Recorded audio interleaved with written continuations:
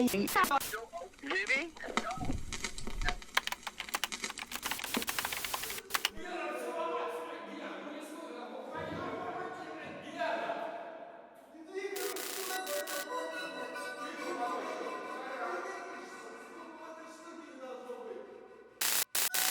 lot of material from that department found their way abroad, in particular to the CIA. As reported by the authoritative magazine Canadian Weekly World News, US intelligence obtained a 250-page file on an attack by a UFO on a military unit in Siberia. The file contains not only many documentary photographs and drawings, but also testimonies by actual participants in the event. One of the CIA representatives referred to this case as a horrific picture of revenge on part of the extraterrestrial creatures, a picture that makes one's blood freeze. According to the KGB materials, a quiet, low-flying spaceship in the shape of a saucer appeared above a military unit that was conducting routine training maneuvers. For unknown reasons, somebody unexpectedly launched a surface-to-air missile and hit the UFO. It fell to Earth not far away, and 5 short humanoids with large heads and large black eyes emerged from it. It is stated in the testimonies by the 2 soldiers who remained alive that after freeing themselves from the debris, the aliens came close together and then merged into a single object that acquired a spherical shape that began to buzz and hiss sharply, and then became brilliant white. In a few seconds, the sphere grew much bigger and exploded by flaring up with an extremely bright light. At that very instant, 23 soldiers who watched the phenomenon turned into stone poles. Only 2 soldiers who stood in the shade and were less exposed to the luminous explosion survived. The KGB report goes on to say that the remains of the UFO and the petrified soldiers were transferred to a secret scientific research institution near Moscow.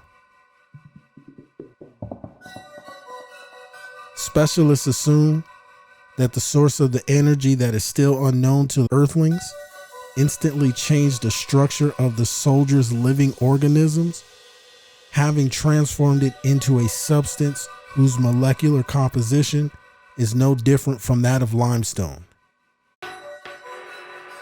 A CIA representative stated, if the KGB file corresponds to reality, this is an extremely menacing case. The aliens possess such weapons and technology that go beyond all our assumptions. They can stand up for themselves if attacked.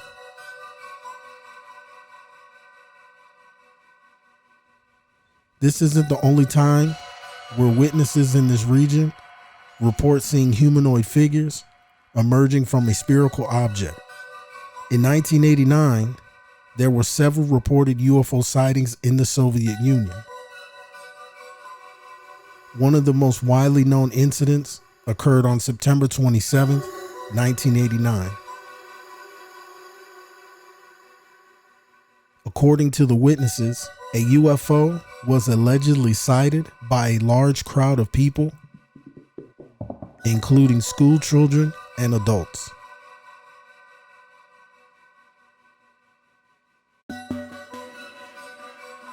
The incident took place around 4 p.m., where an unidentified object, described as a large metallic sphere, allegedly landed in a park.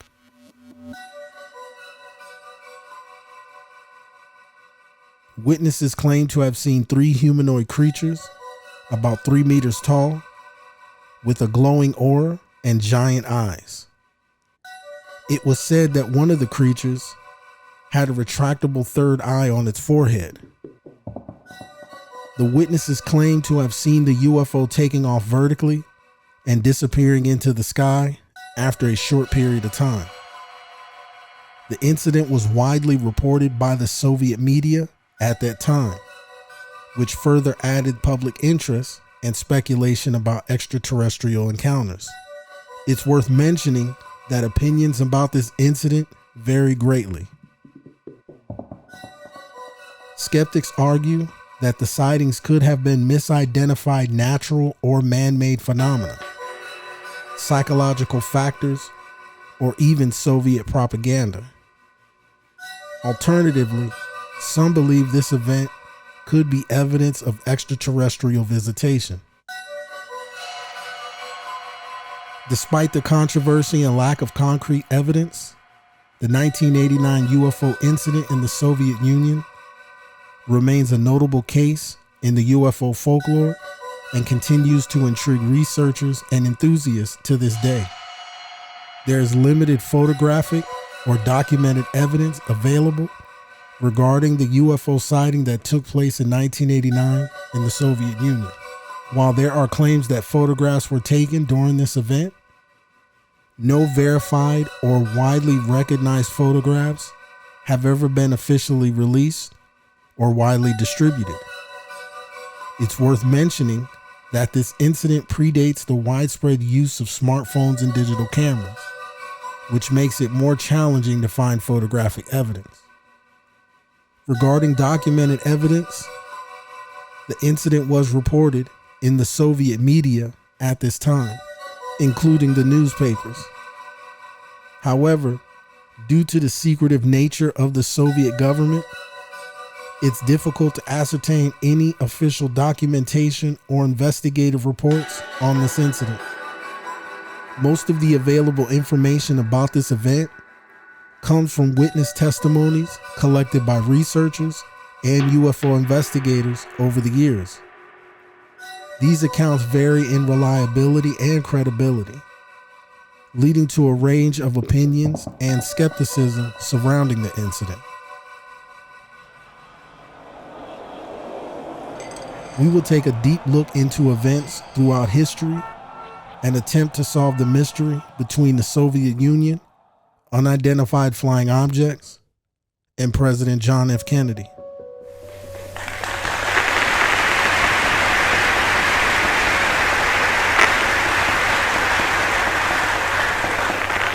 During World War II, the two powerhouses sat on the same side and made decisions together as allies.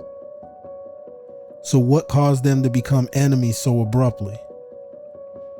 The start of the Cold War, tensions and conflicts characterized by political, ideological, and military rivalry between the United States and the Soviet Union. It began shortly after World War II, but we will look at a specific event that marks its possible start. No matter how long it may take us to overcome this premeditated invasion, the American people in their righteous might will win through to absolute victory.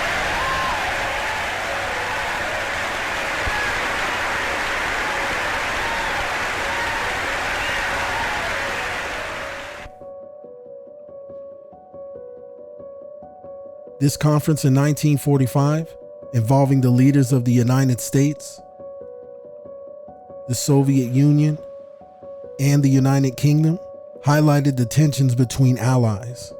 Disagreements arose over issues such as the division of Germany and the future political and economic landscape of Eastern Europe. This is the first time on record where Stalin voiced concerns to President Roosevelt about some of his people were making secret deals with the Germans. Roosevelt denied the claims and assured Stalin that he or anyone on his team was not making deals with the enemy. The Yalta Conference would be the last time that Stalin would see President Roosevelt in person. Unfortunately, exactly 2 months later, President Roosevelt passed away and Harry Truman took over office. About the unknown and the unidentified flying object? Oh, yes, we discussed it at every conference that we had with the military, and They never were able to make me a concrete report on Do you have what anything they'd on the see. subject, sir? No, I haven't anything on the subject, and there's always things like that going on. Flying saucers, and they've had other things, you know. 3 months after the passing of President Roosevelt, Harry Truman worked out a secret deal with the Germans known as Operation Paperclip. This controversial secret deal allowed for Nazi scientists, engineers, and other big names to be absorbed into the United States. These actions gave birth to what would eventually become NASA. It was just 5 months ago that Stalin made the accusations to Roosevelt about having a secret deal with Germany, and Harry Truman had Operation Paperclip in full swing by August of 1945. By this time, Stalin lost trust in the new administration headed by Harry Truman and decided to absorb some of the Nazi scientists and specialists into the Soviet Union for advancements on military and technological infrastructure.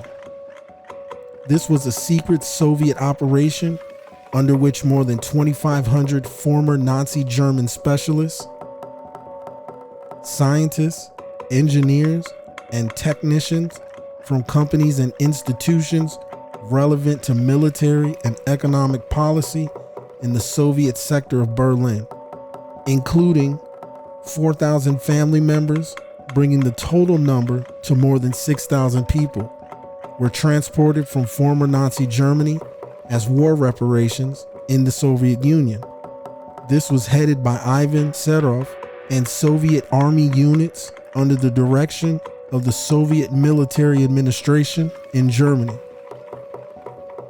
It's important to note that the causes of the Cold War are complex and can be interpreted differently depending on various historical perspectives. Differing political systems, the desire for global influence, and mutual distrust between the two superpowers contributed to the Cold War. Here's a combination of other various factors. The fundamental ideological differences between the United States and the Soviet Union played a significant role. The United States was founded on democratic principles and a capitalist economic system, while the Soviet Union embraced communism and a planned economy.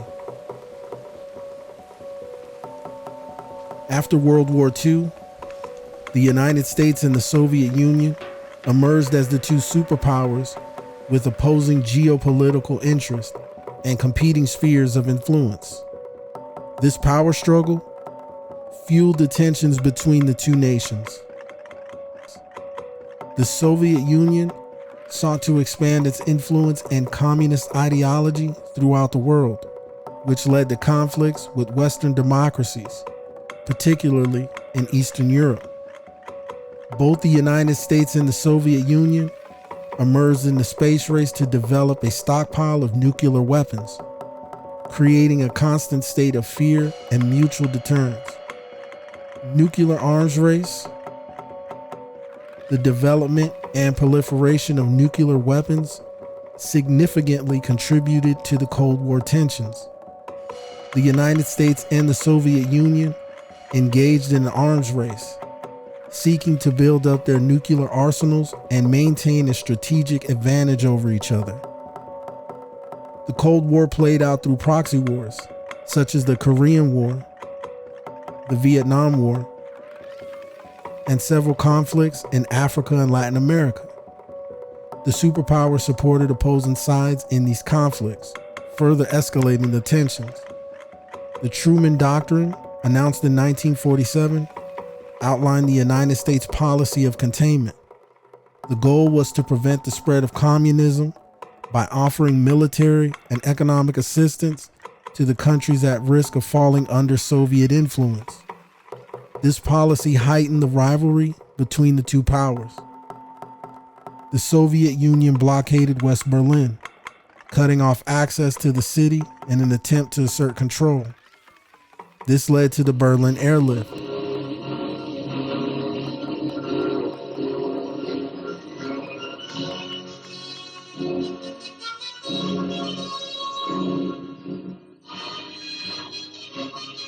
This is a story of the Berlin airlift, the operation carried out by the Royal Air Force and the United States Air Force to supply 2.25 million people of Berlin with food, coal, and other necessities of life.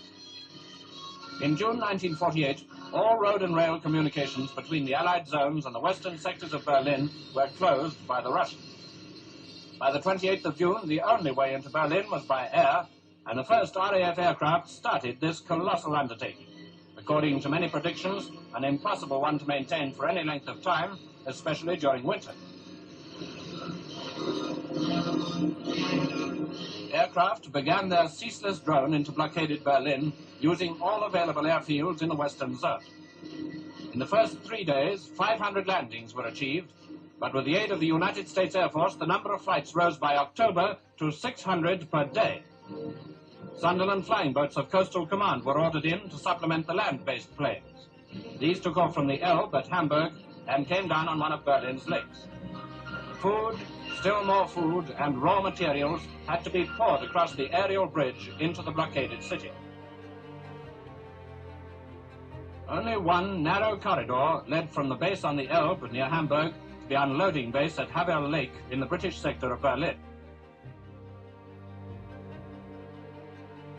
Within 4 days of the decision to use them, the first giant boats, each carrying 5 tons of vital material, were on air transport service.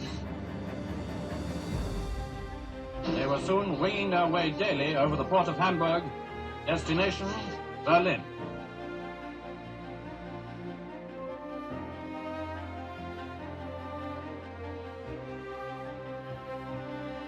Immediately on landing, unloading commences, and the machines are prepared for the return journey.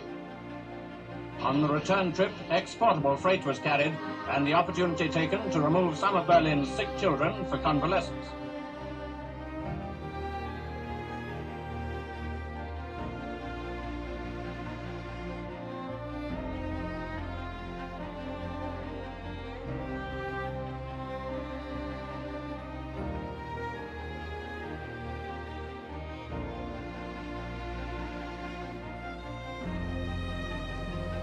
Month after month, the tempo of flights was stepped up, and by Christmas, American and British planes had made 100,000 trips and carried a total of 730,000 tons into Berlin. Even cars were transported. But coal, equally as vital to Berlin as bread, was the greatest load of all. Over 1 million tons have now been flown in.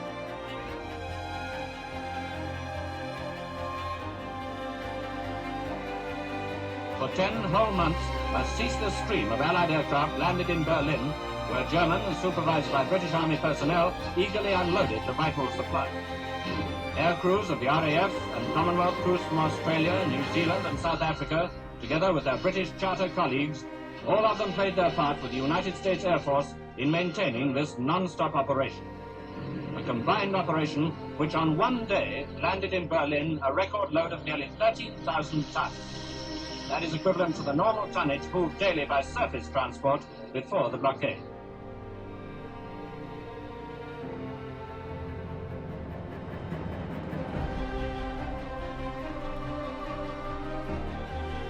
A large-scale operation by the United States and its allies to airlift supplies into the city. The Berlin blockade and airlift marked a critical point of confrontation in the early stages of the Cold War.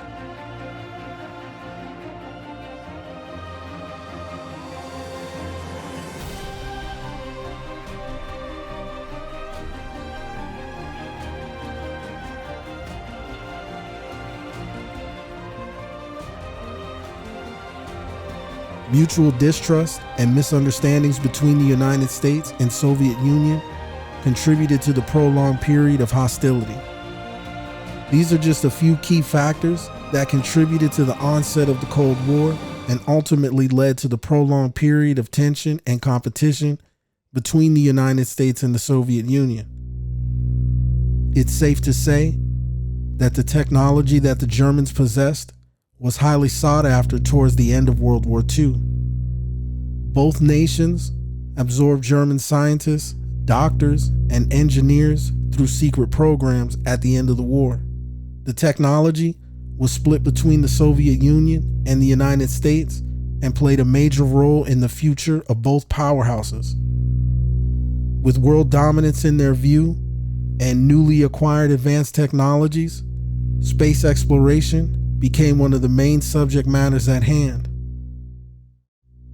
After World War II, both the United States and the Soviet Union seized German rocket technology and knowledge. German engineers, such as Wernher von Braun, played key roles in the development of rocketry in both countries. This led to the space race, with the United States and the Soviet Union competing to send satellites, animals, and eventually humans into space. German technology advancements influenced the arms race during World War II. The German V-2 rocket technology, which had been developed during World War II, served as the foundation for missile development by both superpowers. These advancements led to the development of intercontinental ballistic missiles, capable of carrying nuclear warheads. Both sides sought to gain intelligence on German scientific advancements during and after World War II. This knowledge helped both countries in various fields, such as aerospace, electronics, and military research. Western Germany, in particular, emerged as a technological powerhouse during the Cold War. The country's emphasis on engineering, research, and development led to advancements in various industries, including automotive, electronics, and machinery. These technological advancements contributed to the economic growth and strength of West Germany, making it an important player during the Cold War. The V-2 rocket was a significant achievement in rocket technology developed by German engineer Wernher von Braun. It was the world's first long-range guided ballistics missile. Germany developed advanced artillery, tanks, submarines, and aircraft during this period. Examples include Tiger II tank, the Bf-109 fighter plane, and the U-boat submarines. Overall, German technology from the pre- and post-war era greatly influenced the technological advancements and competition between the United States and the Soviet Union during the Cold War. The US and Soviet Union both sought to acquire and utilize these technologies for their own military and scientific programs during the Cold War.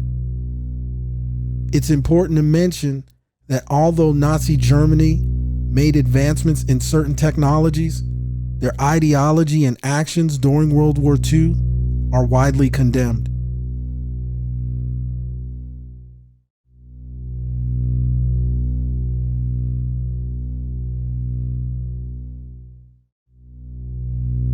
In July of 1952, there was a series of reported UFO sightings over Washington, D.C., including around the White House and Capitol.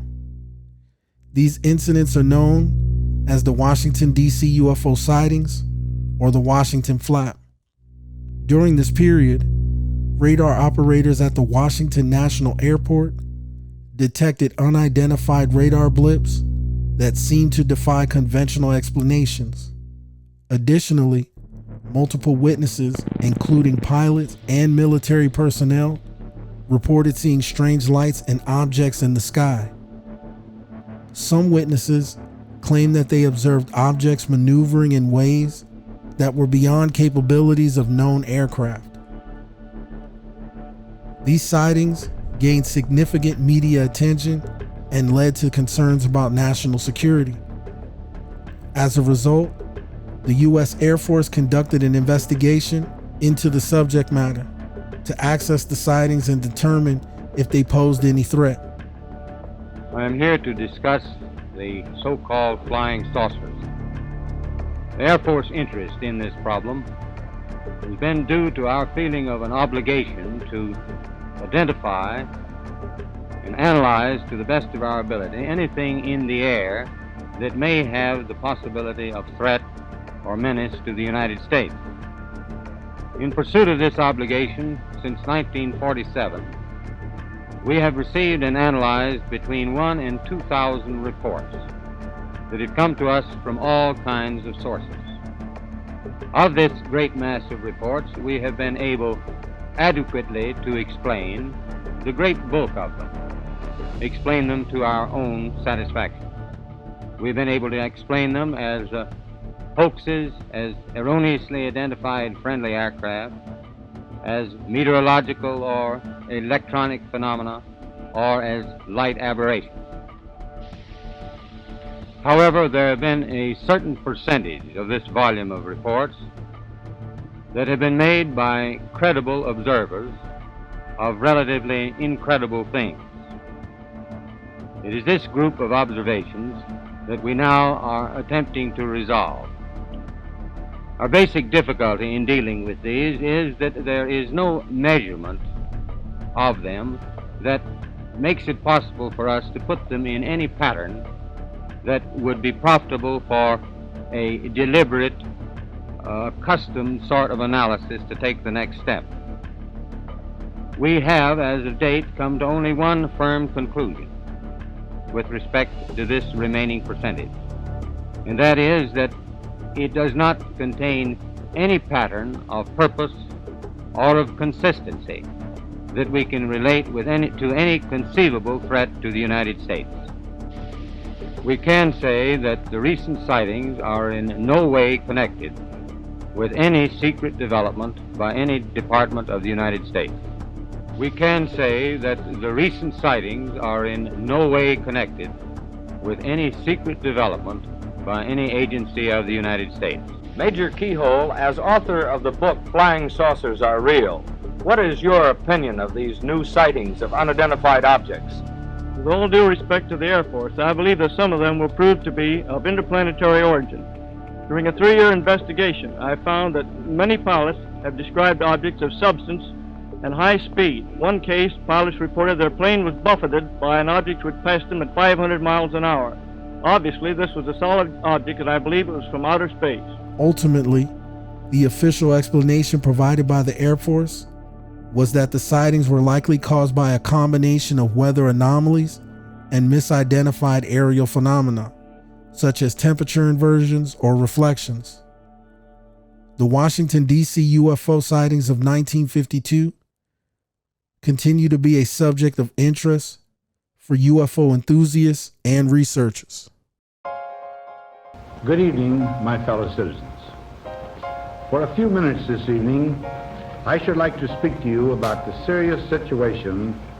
While there's no definitive statement from Eisenhower on this subject, it's worth noting that he did show an interest in the topic of UFOs and reportedly inquired about them.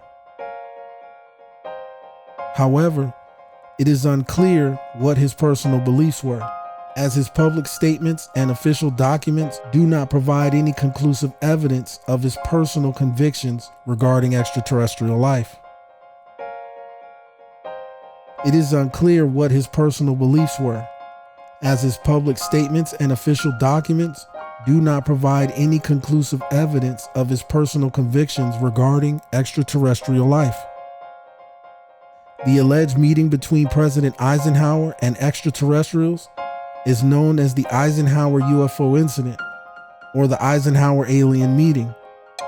According to this theory, President Eisenhower supposedly had a secret meeting with extraterrestrial beings at the Edwards Air Force Base in California. It's important to note that there is no concrete evidence or official documentation to support these claims. The existence of this alleged meeting is based on anonymous testimonies and unofficial sources, making it more of an urban legend or a conspiracy theory rather than confirmed historical events. The United States government has never officially acknowledged such a meeting, and it is generally regarded as an unfounded claim. In recent years, two people have come forward with new details involving Eisenhower and meetings with extraterrestrial beings. A former Pentagon consultant named Mr. Good was interviewed and stated that there were actually 3 different meetings between President Eisenhower and alien life forms from 1953 to 1954. This former Pentagon consultant stated that Eisenhower and FBI officials were able to organize these meetings using telepathic messages. Mr. Good also stated that alien life forms have been visiting governments around the world for decades, and they've also visited many different people from different walks of life. This Pentagon consultant marks the first time on record that someone with this type of credibility has come forward about the Eisenhower and alien meetings in the 50s. He also mentioned that these meetings happened at 3 different bases across the country, and one of them was Holloman Air Force Base. Prior to this testimony, it was only speculation that Eisenhower had meetings with alien life forms, and it's even been said that there was an alien treaty that was signed during this time. We also came across a Hopi elder named John who mentioned that his family nurse showed him a picture from the 50s of Eisenhower, a blue alien, and herself with the Hopi mesas in the background. The Hopi mesas are located in the high desert here in Arizona, and during May of 1953, a controversial and notable UFO occurrence took place in the surrounding area. The crash or crashes that occurred in Kingman, Arizona in May of 1953 may possibly be one of the best documented UFO cases in history. The reports come from all walks of life in reference to this highly controversial UFO crash. It's labeled as one crash, but there could have been up to 3. The locals reported seeing up to 8 disc-shaped objects that appeared to be in attack mode. 3 out of those 8 craft crashed in the desert. One of them was completely destroyed as it crashed into a mountainside. The second clipped a nearby butte and was somewhat damaged. This is possibly the craft that the engineer saw and worked on. The third craft was not damaged at all, and this could be the craft that was founded by the 2 men who were eventually chased away by military officials. One of the reports says this alien vehicle may have actually been given to the US government by extraterrestrial entities. The engineer who was flown into Phoenix and driven to the crash site stated that he noticed a disc-shaped object embedded in the desert floor. His job while he was at the crash site was to determine the velocity and speed in which the down saucer was traveling prior to impact. Some of the reports contain testimonies that there were alien bodies that were recovered, and some of them were alive. The amount of evidence surrounding this event that took place in Kingman, including the fact that there was a military airfield in the area during this time, not only would President Eisenhower would have known about this, it's highly likely that this is the 3rd site that he visited and could possibly have been the location where the alien treaty was signed. With Arizona neighboring both California and New Mexico, the military presence in Arizona mixed in with the origin of the Hopi in the high desert, this incident in Kingman could have been the location where technology was exchanged and a secret deal between aliens and the US government took place. It's important to remember that beliefs vary from person to person. Without direct statements or documented evidence from Eisenhower himself, it is challenging to ascertain his true thoughts on this matter. Ground control, this is Orbiter 1. We have a green light to go, roger. Launch control, we have a go, roger. Flight control, countdown confirmed. 12, 11, 10, 9, 8. We have ignition sequence has started. 6, 5, 4, 3. Main engines are go. 0. And we have...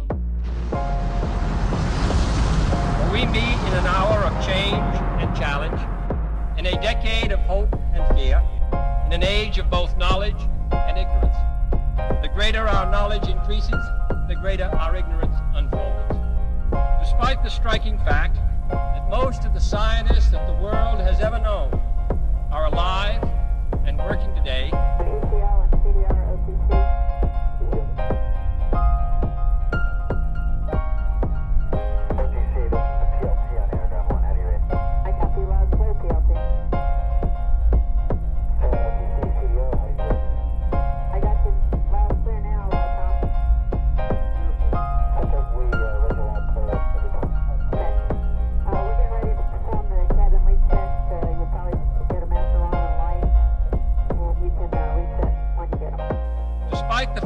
this nation's own scientific manpower is doubling every 12 years in a rate of growth more than 3 times that of our population as a whole. Despite that, the vast stretches of the unknown and the unanswered and the unfinished still far outstrip our collective comprehension. No man can fully grasp how far and how fast we have come. The origins of the space race can be traced back to the aftermath of World War II. German rocket technology and knowledge acquired by both the United States and the Soviet Union played a crucial role. After World War II, many German scientists, including Werner von Braun, were recruited by both sides. Their expertise in rockets, particularly the V-2 rocket, developed by Germany during the war, provided a foundation for the development of space exploration vehicles. The ideological rivalry and political tensions between the United States and the Soviet Union, known as the Cold War, created a competitive atmosphere where space exploration became a symbol of technological superiority and military dominance. Each side sought to demonstrate their scientific and technological prowess to the world. The space race represented more than just competition between the two superpowers. It became a symbol of geopolitical influence, propaganda, and national pride. Space exploration also drove significant technological advancements in fields such as communications, satellites, material science, and computer technology. It's important to note that while the space race began as a product of Cold War tensions, it subsequently led to an international cooperation and collaboration in space exploration. This is a breathtaking pace, and such a pace cannot help but create new ills as it dispels old. New ignorance, new problems, new dangers. Surely the opening vistas of space promise high costs and hardships, as well as high reward.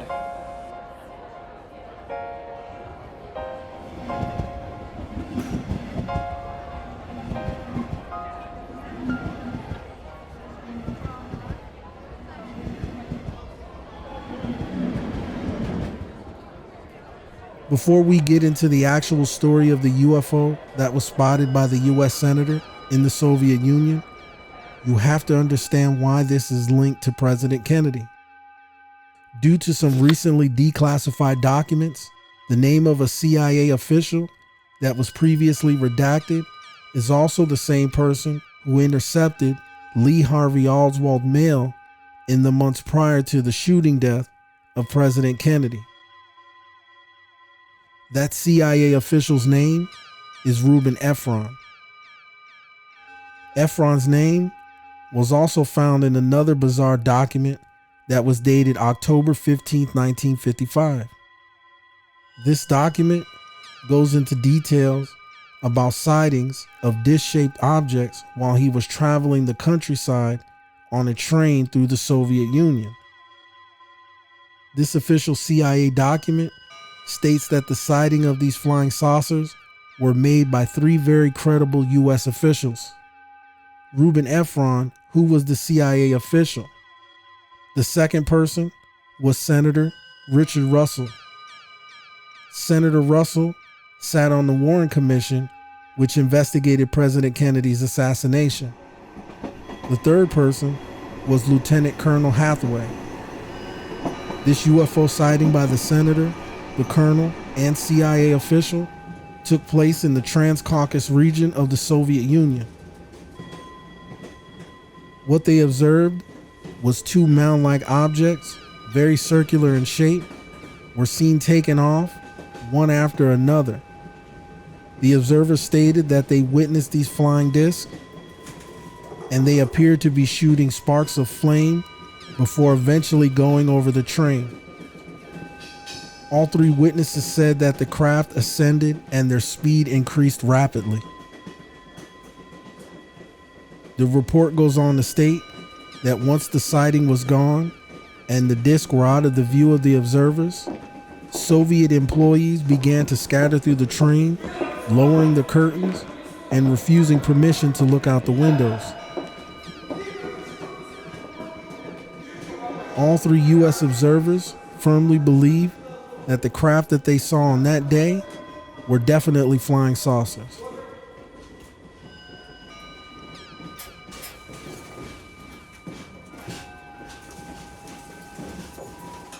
The Soviet Union made significant early achievements in the space race.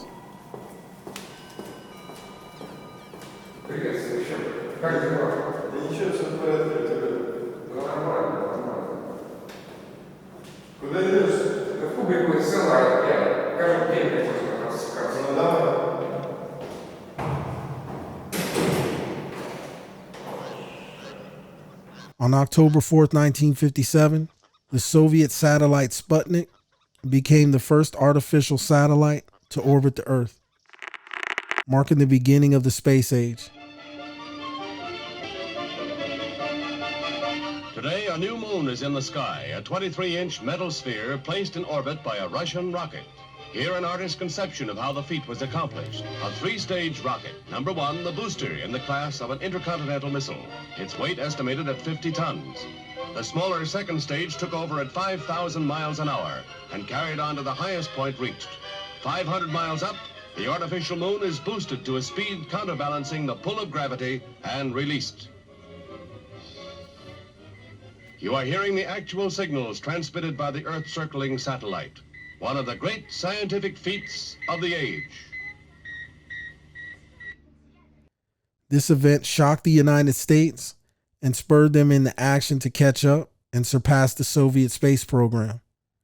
In response to Soviet successes, the United States established the National Aeronautics and Space Administration.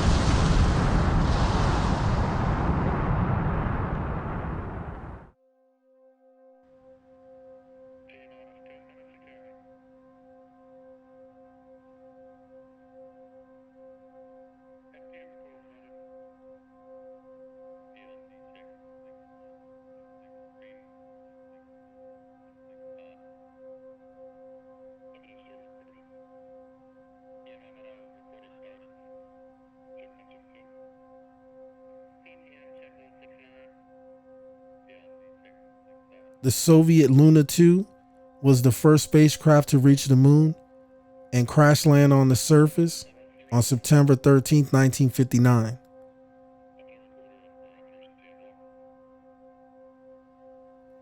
The mission was a part of the Soviet Union's Luna program, which had the goal of exploring the moon and conducting scientific research.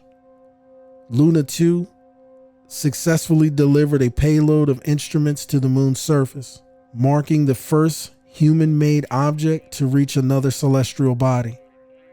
It paved the way for future missions and contributed to our understanding of the moon. The Luna 2 mission was a collaborative effort involving various scientists, engineers, and researchers from the Soviet Union. The primary objective was to impact the moon's surface and transmit data back to Earth.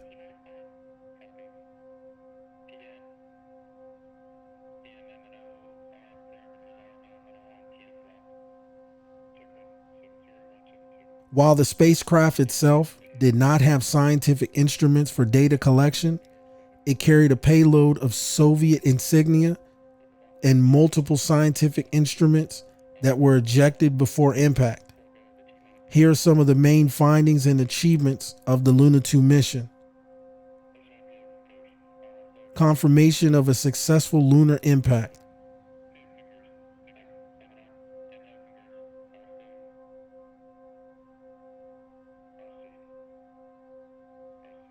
Luna 2 became the first human-made object to reach and crash land on the moon. This confirmed that it was possible for a spacecraft to reach another celestial body and paved the way for future lunar missions.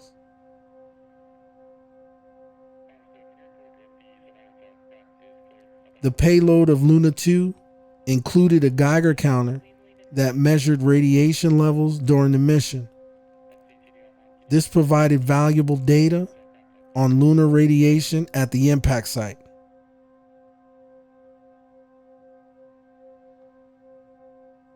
Luna 2 did not detect any evidence of a substantial lunar atmosphere during its descent and impact. This finding contributed to our understanding of the moon's environment.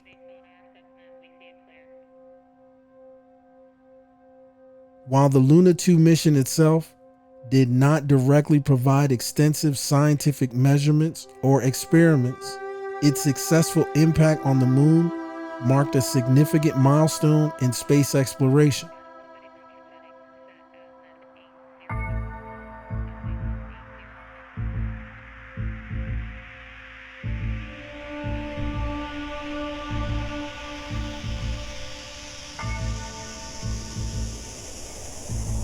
A U-2 spy plane, owned and operated by the United States, was shot down over Soviet airspace.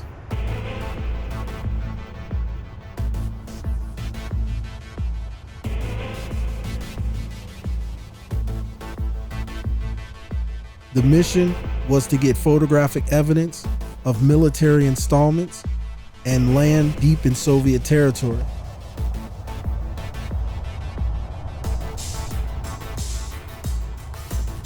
This U-2 spy plane was a single-seat craft that was being operated by Francis Gary Powers.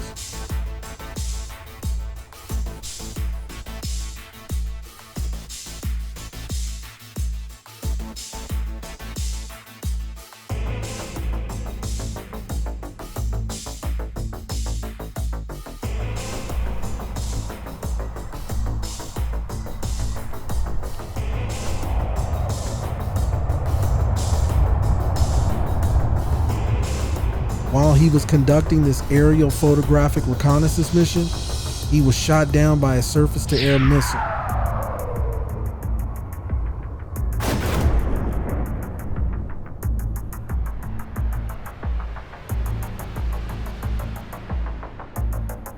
Initially, the US said that it was a NASA weather mission, but days later, they had to tell the truth because the Soviet Union not only captured Francis, but also provided wreckage from the U-2 crash and surveillance photos of the military bases and surrounding land.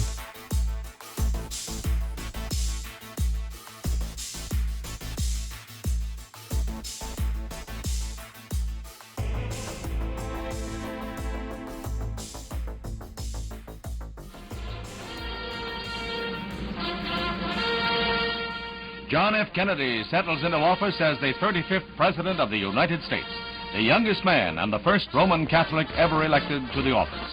The first president born in the 20th century, he comes to office after one of the narrowest elections in American history. At 43 years of age, Mr. Kennedy takes over the power that for 8 years has been vested in Dwight D. Eisenhower, who at 70 was the oldest occupant of the White House. Inauguration Day dawns on a Capitol that had been almost paralyzed by a full-fledged blizzard. battalions of snow fighters kept Pennsylvania Avenue clear for the swearing-in ceremonies. Mr. Eisenhower and Mr. Nixon are present at the conclusion to one of the best-managed transitions of power on record.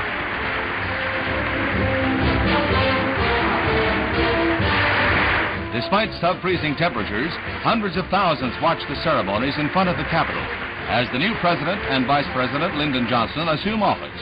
Slippery streets and snarled traffic cause a delay in the swearing-in ceremonies, a delay which the President and his predecessor passed in serious conversation. Then Lyndon Baines Johnson is sworn in as Vice President by fellow Texan, Speaker of the House Sam Rayburn. The first time, incidentally, a Speaker of the House of Representatives has administered the oath of office to a Vice President. Then, 10 minutes later, John Fitzgerald Kennedy is sworn by Chief Justice Warren as the 35th President of the United States, with the prayers of 4 major faiths to support him in office. Fitzgerald Kennedy, do solemnly swear. I, John Fitzgerald Kennedy, do solemnly swear that you will faithfully execute the office of President of the United States. That I will faithfully execute the office of President of the United States. And will, to the best of your ability, and will, to the best of my ability, preserve, protect, and defend the Constitution of the United States. Preserve, protect, and defend the Constitution of the United States. So help you God. So help me God. Me God.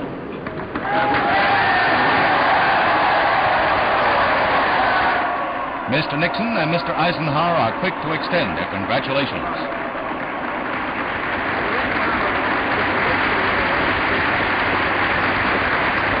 President Kennedy's speech is brief and stirring.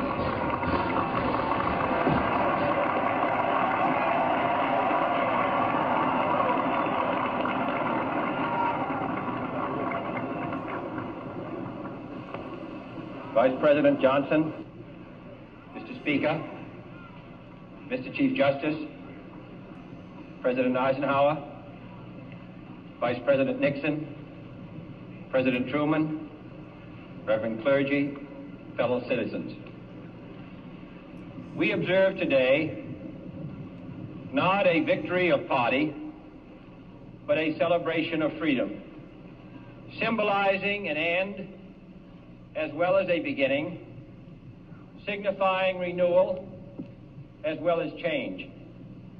For I have sworn before you and Almighty God the same solemn oath our forebears prescribed nearly a century and 3/4 ago. The world is very different now, for man holds in his mortal hands the power to abolish all forms of human poverty and all forms of human life. And yet the same revolutionary beliefs for which our forebears fought are still at issue around the globe. The belief that the rights of man come not from the generosity of the state, but from the hand of God. We dare not forget today that we are the heirs of that first revolution. Let the word go forth from this time and place to friend and foe alike that the torch has been passed to a new generation of Americans born in this century, tempered by war, disciplined by a hard and bitter peace, proud of our ancient heritage, and unwilling to witness or permit the slow undoing of those human rights to which this nation has always been committed and to which we are committed today at home and around the world.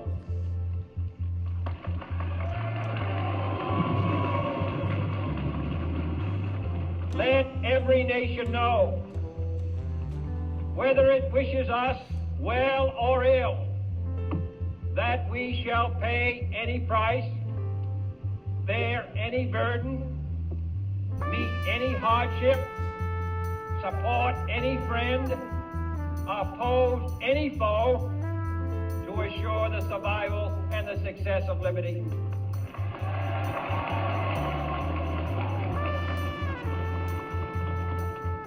much we pledge and more. To those old allies whose cultural and spiritual origins we share, we pledge the loyalty of faithful friends. United, there is little we cannot do in a host of cooperative ventures. Kennedy, a member of the Democratic Party, ran against Richard Nixon, the Republican candidate. It was a closely contested election that captivated the nation. Kennedy was a young and charismatic politician who was able to connect with the American people through his speeches and media appearances. He emphasized the need for progress and change, inspiring many voters with his vision for the future. One of the key factors that influenced the election was this was the first ever televised presidential debates. These debates showcased Kennedy's poise and charm,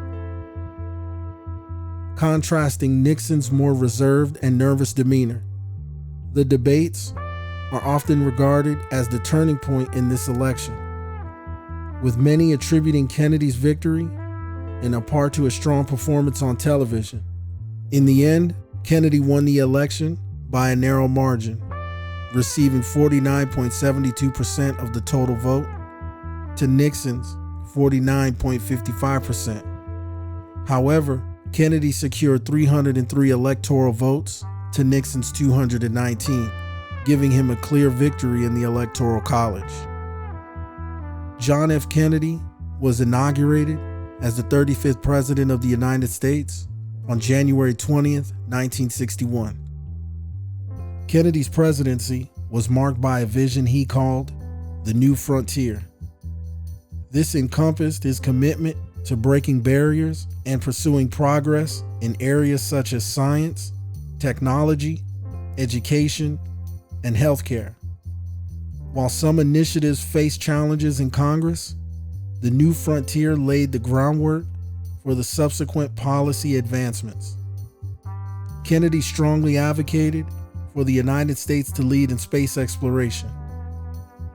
In the early 60s, he announced the ambitious goal of landing a man on the moon before the end of the decade. This led to the creation of NASA's Apollo program. Kennedy faced several international challenges during his presidency. He sought to contain the spread of communism, particularly in Vietnam, where he increased U.S. military aid to South Vietnam.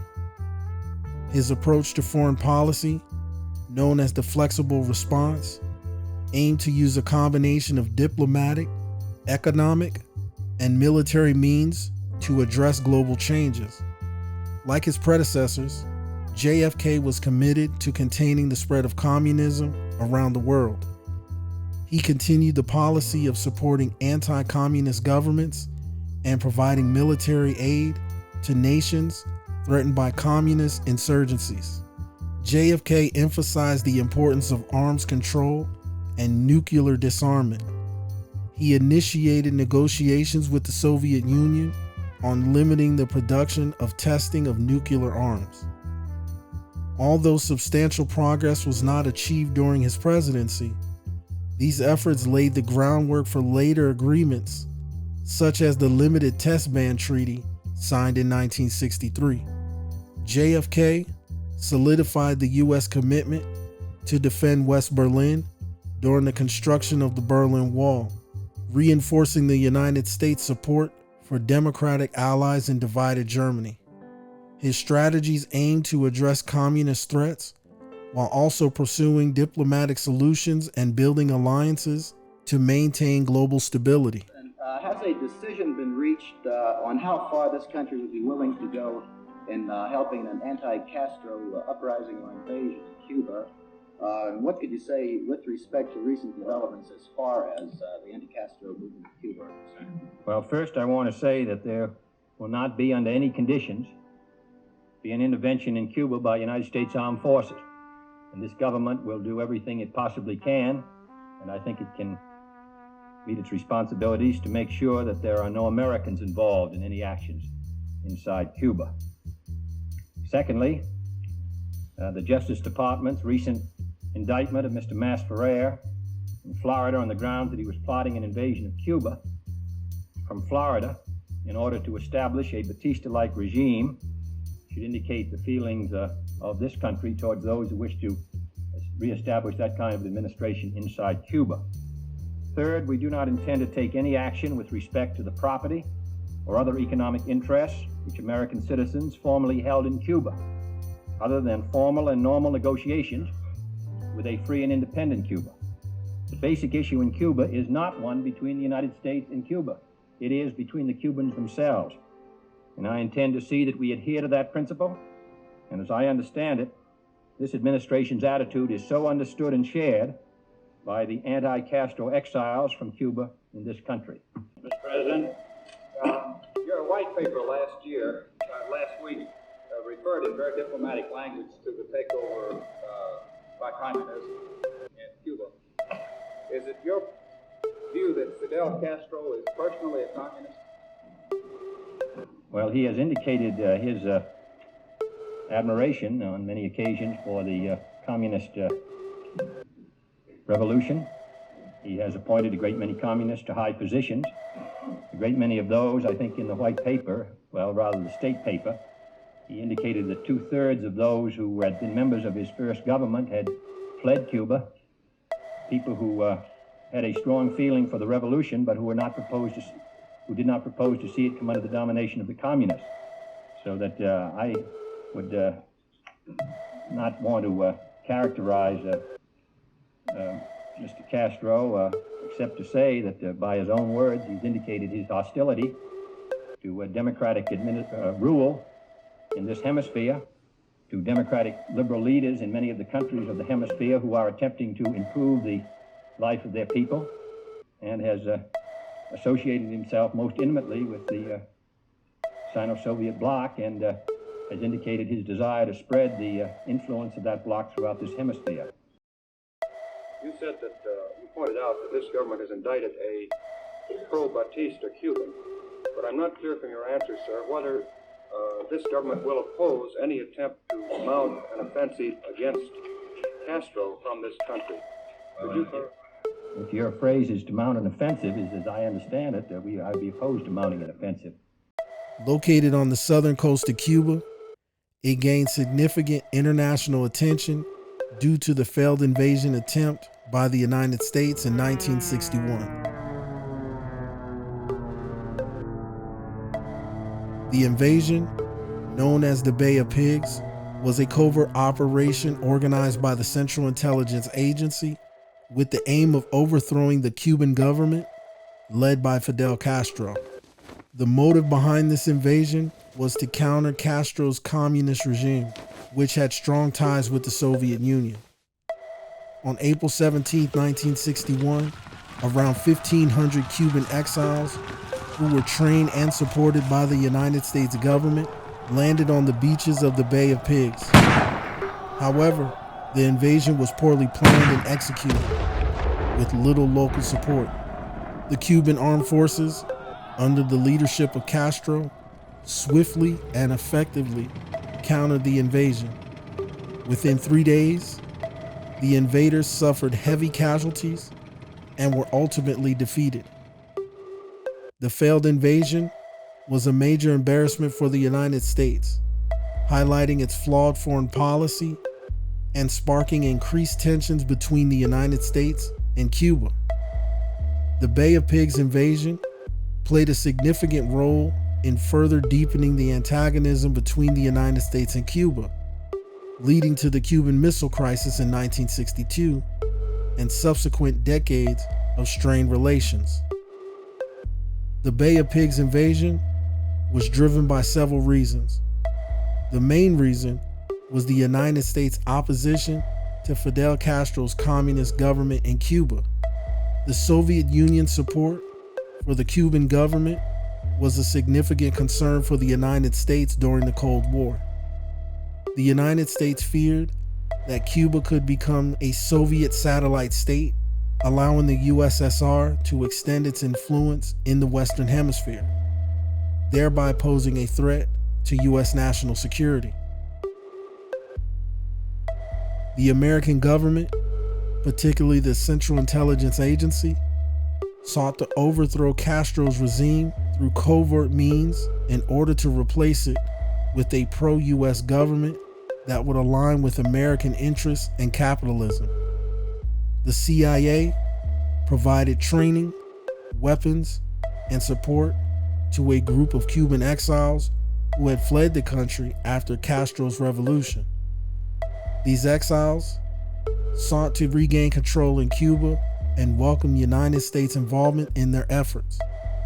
However, it's worth noting that the Bay of Pigs invasion ultimately failed due to inadequate planning, lack of local support, and the Cuban military's effective response, which had a significant impact on the US and Cuban relations.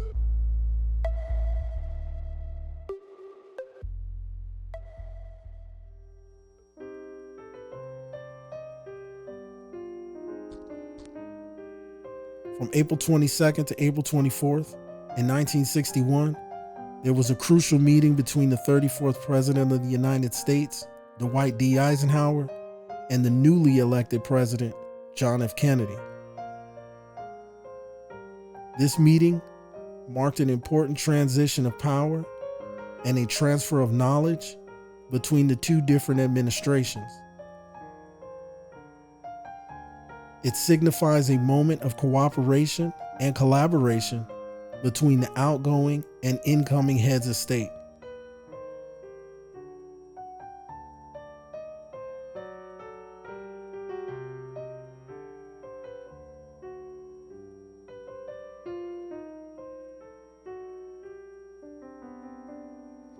The Camp David summit between JFK and Eisenhower is considered a significant moment in American history, as it demonstrated the importance of unity and leadership, especially during challenging times. The purpose of this meeting was to discuss key national security matters and foreign policy issues. One of the main topics of discussion was the failed Bay of Pigs invasion in Cuba, which occurred shortly before the summit. Eisenhower, who was no longer in office at the time, provided his insights and advice to Kennedy regarding the situation. Kennedy sought Eisenhower's counsel because of his experience and knowledge in foreign affairs. The two presidents spent the majority of their time together engaged in private discussions, during which Eisenhower shared his perspective on Cuba, as well as other global issues. The overall outcome of the meeting between JFK and Eisenhower at Camp David was twofold: consultation and cooperation. The summit served as an opportunity for the newly elected President Kennedy to seek Eisenhower's advice and expertise, particularly regarding the failed Bay of Pigs invasion in Cuba. During their discussions, Eisenhower shared his perspectives on the situation in Cuba and offered valuable counsel to Kennedy. While the specific details of their conversations have not been made publicly available, it is known that Eisenhower emphasized the importance of learning from the Bay of Pigs incident and making adjustments in foreign policy. In addition to the discussions on Cuba, the summit also allowed the two presidents to consult on various other national security and foreign policy matters. Eisenhower's experience and insights proved beneficial to Kennedy as he navigated the challenges of his early presidency. While the meeting did not produce any formal agreements or treaties, it did reaffirm the tradition of presidential consultation, where an outgoing president assists and advises a newly elected president on matters of national importance. The Camp David summit between JFK served as a symbol of continued cooperation between the administrations, even amidst policy differences. It's also important to state that during this meeting, it's alleged that JFK learned about the secret alien treaty that was signed under the Eisenhower administration. The national economy. Later that day, he's guest of honor at a Democratic Party fundraising rally at Madison Square Garden. 15,000 people pay from $3 to $1,000 to honor Mr. Kennedy, who receives 5 feet of birthday cake. The party anticipates the actual date of his 45th birthday, but it wipes out the deficit. Mr. President, Marilyn Monroe. It's believed that after the Camp David meeting, President Kennedy shared some of those details between him and former President Eisenhower with Marilyn Monroe. Happy birthday to you. Happy birthday to you. Happy birthday, Mr. President. Happy birthday to you. It's rumored that she began to speak on some of the things that President Kennedy showed her at that secret Air Force hangar. The biggest topic that JFK supposedly discussed with Marilyn Monroe is the alien treaty that was signed under the Eisenhower administration, and that the United States was secretly working with extraterrestrials in exchange for knowledge and technology to defeat the Soviet Union. It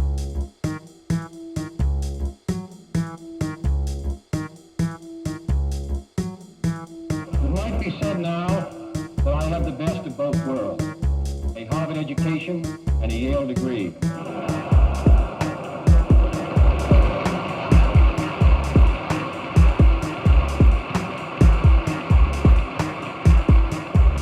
I am particularly glad to become a Yale man because as I think about my troubles, I find that a lot of them have come from other Yale men.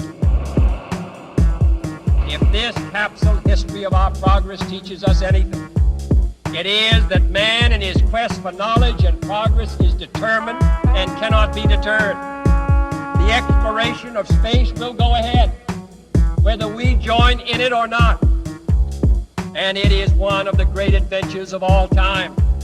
And no nation which expects to be the leader of other nations can expect to stay behind in this race for space.